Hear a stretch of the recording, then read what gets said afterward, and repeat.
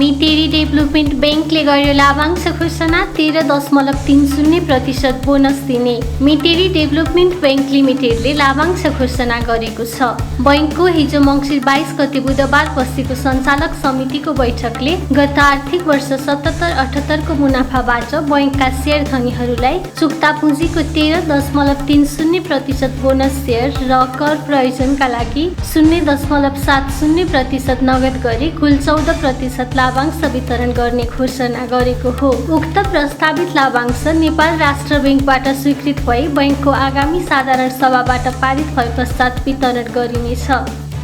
घलेम्दी हाइड्रोले डाक्यो साधारण सभा, शेयर धनीलाई छैन लाभांश। घलेम्दी हाइड्रो पावर कम्पनी लिमिटेडले वार्षिक साधारण सभा आह्वान गरेको छ। कम्पनीको मङ्सिर 18 गते बसेको सञ्चालक समितिको बैठकले गरेको निर्णय अनुसार कम्पनीको 8औं वार्षिक साधारण सभा पौष 16 गते सासा ब्याङ्क्वेट नयाँ बजार काठमाडौँमा बिहान 11 बजेदेखि सुरु हुनेछ। कम्पनीले लाभांश प्रस्ताव भने गरेको छैन, त्यसैले कम्पनीका शेयर धनीहरूको हात खाली हुने भएको छ। सभामा वार्षिक प्रतिवेदनहरू छलफल गरिनेछ। लेखा परीक्षकको नियुक्ति गर्ने र निजको पारिश्रमिक निर्धारण गर्ने, कम्पनीको प्रबन्ध पत्र तथा नियमावली बमोजिम संस्थापक तर्फको सञ्चालक समिति गठन गर्ने प्रस्तावहरू पनि सभामा पारित गरिनेछ। कम्पनीले साधारण सभा प्रयोजनका लागि पौष 6 गतेदेखि पौष 16 गतेसम्म बुकलोज गर्ने निर्णय गरेको छ। त्यसैले पौष 4 गतेसम्म नेपाल स्टक एक्सचेन्ज नेप्सीमा कारोबार भई कायम हुने शेयर धनीहरूले मात्र साधारण सभामा भाग लिन सक्नेछन्।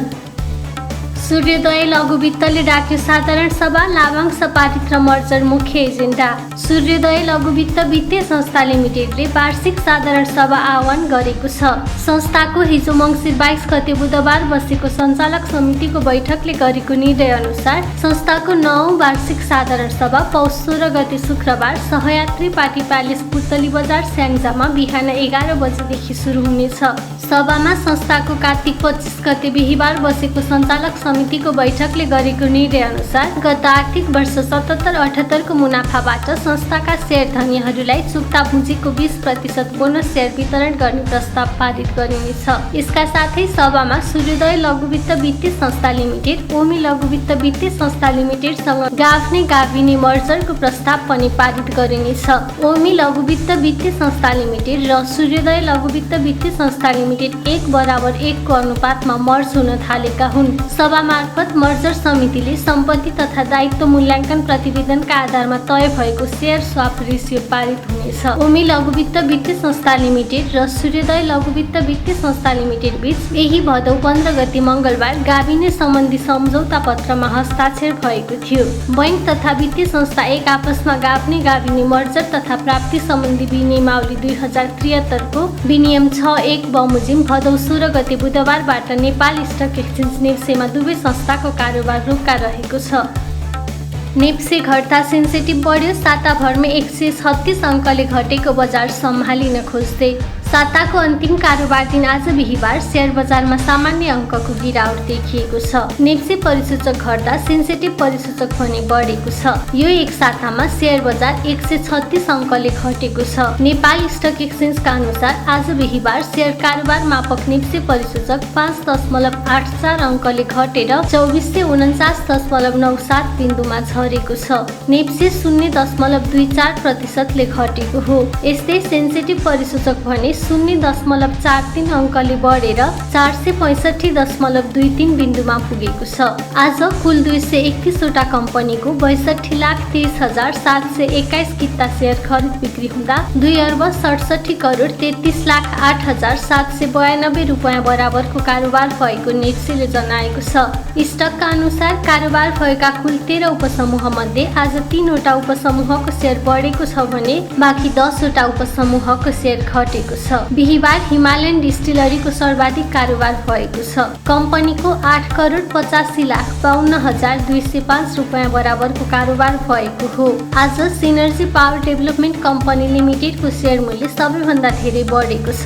कम्पनीको शेयर मूल्य 4.55% ले बढेर 418 रुपियाँ 20 पैसा पुगेको छ।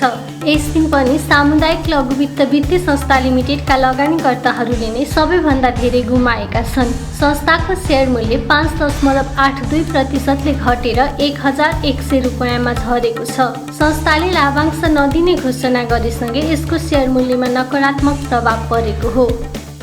नीरज गिरीलाई प्रश्न, बजार बढ्दा विज्ञप्तिबाजी गर्ने बोर्ड घट्दा किन बोल्दैन? बजार बढ्दा विज्ञप्तिबाजी गर्ने नियामक निकाय नेपाल धितोपत्र बोर्ड बजार घट्दा भने झुक्क बोलेको छैन। बजार बढ्दै गर्दा मुख्यतः पी रेसियोकै आधारमा जोखिमयुक्त कम्पनीहरू भनेर लिस्ट सार्वजनिक गर्ने धितोपत्र बोर्डले बजार तीव्र रूपमा घटेर आधारभूत रूपमा निकै बलिया कतिपय कम्पनीहरूको पी रेसियो 15 भन्दा पनि तल आइसकेको अवस्थामा लगानीयुक्त कम्पनीहरू भनेर लिस्ट सार्वजनिक गर्नुपर्छ कि पर्दैन भनी धितोपत्र बोर्डका कार्यकारी निर्देशक नीरज गिरीलाई सोध्दा उनले त्यो बेलामा पनि जोखिमयुक्त भन्ने हिसाबले भन्दा पनि आम लगानीकर्तामा वित्तीय साक्षरता बढाउनका लागि विभिन्न सूचकहरूलाई आधार बनाएर लिस्ट सार्वजनिक गरिएको र अहिले धितोपत्र बोर्ड नेतृत्वविहीन अवस्थामा रहेकाले केही ठोस रूपमा निर्णय गर्न नसकिने बताएका छन्। धितोपत्र बोर्ड सञ्चालक समितिले हरेक महिना आफ्नो विचार समेत उल्लेख गरी शेयर बजारको अवस्थाका बारेमा रिपोर्टिङ गर्न निर्देशन दिएको बताउँदै उनले सञ्चालक समितिमा प्रतिवेदन पठाउने र त्यो प्रतिवेदनमा बजारको घट्दो अवस्थाको बारेमा पनि उल्लेख गर्ने बताए। यदि सञ्चालक समितिबाट त्यस्तो किसिमको निर्देशन आएको खण्डमा धितोपत्र बोर्डले लगानीकर्ताको मनोबल बढाउने किसिमको विज्ञप्ति निकाल्न पनि सक्ने उनले बताएका छन्।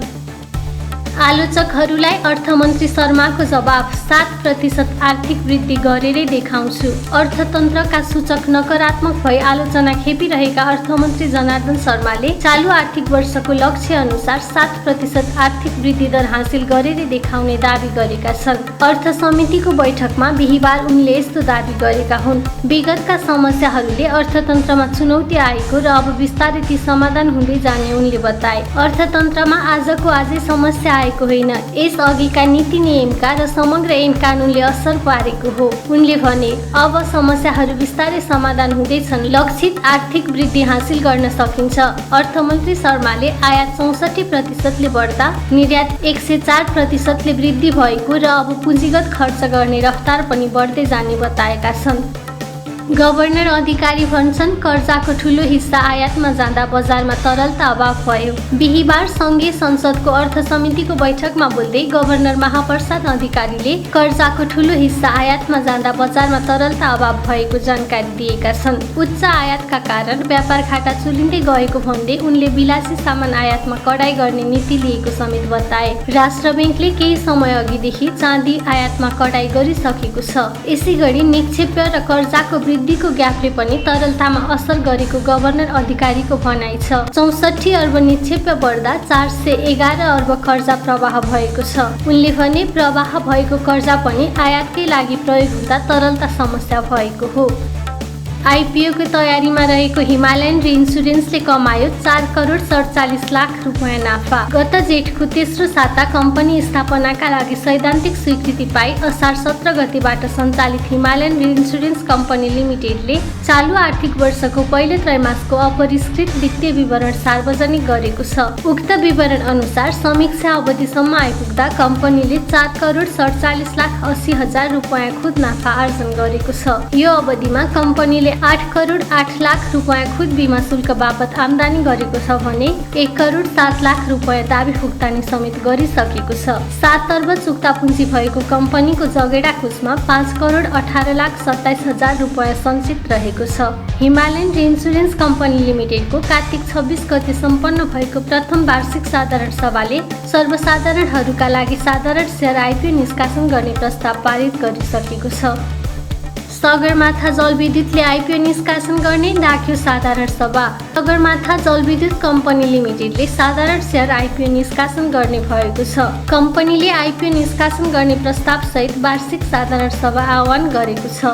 कम्पनीको मङ्सिर 21 गते सम्पन्न भएको सञ्चालक समितिको बैठकले गरेको निर्णय अनुसार कम्पनीको प्रथम वार्षिक साधारण सभा पौष 14 गते बुधबार कम्पनीको केन्द्रीय कार्यालय अनामनगर काठमाडौँमा बिहान 9 बजेदेखि सुरु हुनेछ। सभामा कम्पनीले साधारण शेयर आइपिओ जारी गर्नका लागि विद्युत नियमन आयोगबाट पूर्व स्वीकृति लिने प्रस्ताव पारित गरिनेछ। बिहिबार सुन र चाँदी दुवैको मूल्य स्थिर। बिहिबार नेपाली बजारमा सुन र चाँदी दुवैको मूल्य स्थिर रहेको छ।